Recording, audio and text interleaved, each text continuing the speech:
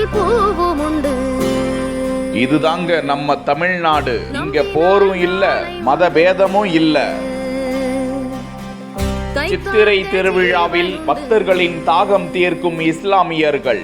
எங்கே போனாலும் கோவை மாவட்டத்தில் 32 ஆண்டுகளுக்கு பிறகு கோட்டை சங்கமேஸ்வரர் கோவில் சித்திரை திருவிழா கோலாகலமாக நடந்திருக்கிறது. முக்கிய நிகழ்வான தேரோட்ட நிகழ்ச்சியில் ஆயிரக்கணக்கான பக்தர்கள் கலந்து கொண்டு சுவாமியை வழிபட்டனர். கோவை மாநகர் மாவட்ட திமுக துணை செயலாளர் கோட்டை அப்பாஸ் தலைமையில் நடந்த இத்திருவிழாவின் போது இந்த விழாவில் கலந்து கொண்ட இஸ்லாமியர்கள் பலர் பக்தர்களுக்கு பிஸ்கட், கூல்ட்ரிங்க்ஸ், பழ வகைகளை கொடுத்து மத நல்லிணக்கத்தை வெளிப்படுத்திய காணொளி வெளியாகி நிகழ்ச்சியை ஏற்படுத்தி வருகிறது.